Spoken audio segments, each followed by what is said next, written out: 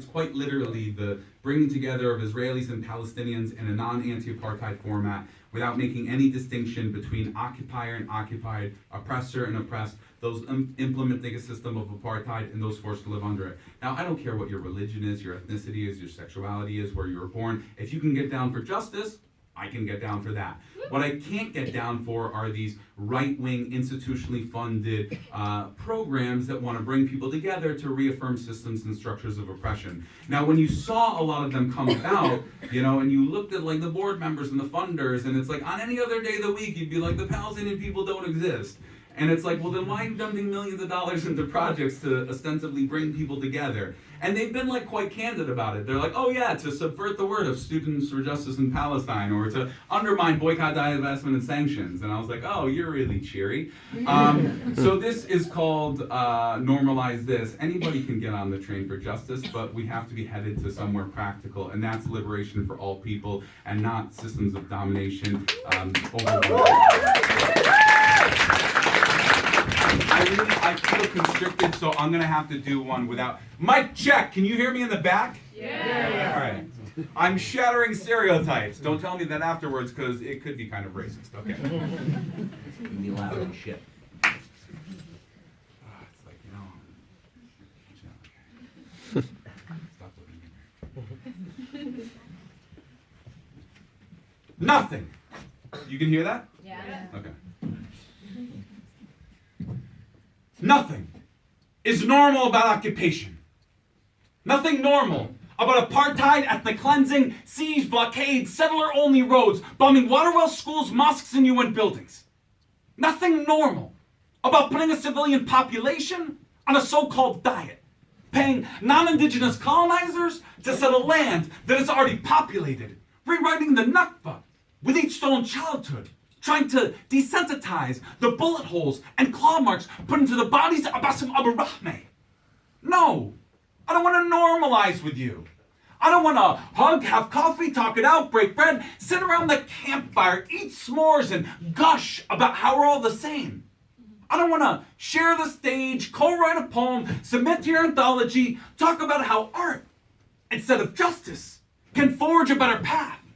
I don't want to indulge your amnesia about a glorious past. Have a therapy session on two sides with equal grievances. The only thing barren is your moral capacity. Blooming a settler colonial state with appropriated culture, I will not fight for your privilege, nor will I seek to normalize it. Your so-called dialogue group, it's a breeding ground for injustice. Just look at the board members and the ZOA sponsorship. Zionism is the real demographic threat, infecting the minds of millions with racism. They were hooded in the South, pushing darker nations into Bantustans, jailing young men in H blocks in North Ireland. In case you missed the hint, I don't want to pretend all is okay, or that bombs dropped on Gaza don't have the manufacturer, the pilot doesn't have a nationality, or somehow Shimon Peres is any different than Avigdor Lieberman. It's not just the occupation, stupid. It's a right of return, equality for all Palestinians. It's a transformation from a racist, exclusivist, supremacist state to a nation for all of its citizens. You deserve nothing more than equality, which means more than African refugees are provided in South Tel Aviv. You are the shining light on a settlement hill, reminding the world that racism often comes in nice packaging. Guess what? We don't give the Sudan $3.4 billion a year in military aid. Don't have preferential trade agreements with North Korea. Don't call Iran a democracy. Israel, you're a proxy for empire. A 1950s ethnocracy trapped in 21st century clothing? Yes, you're singled out. With aid, weapons, and UN vetoes in your favor. Did I hurt your feelings? No? Should we hug after the show? Do these words hurt more than, I don't know, bombs dropped on Gaza? white phosphorus eating the flesh of children. I am not the bad guy. You're defending the bad system.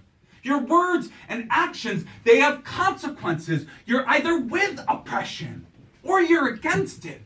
I didn't write history, and sure as hell didn't choose for you to stand on the wrong side of it. Your system of oppression, it's coming to an end. And whether you recognize it or not yet, it'll be liberating for you two.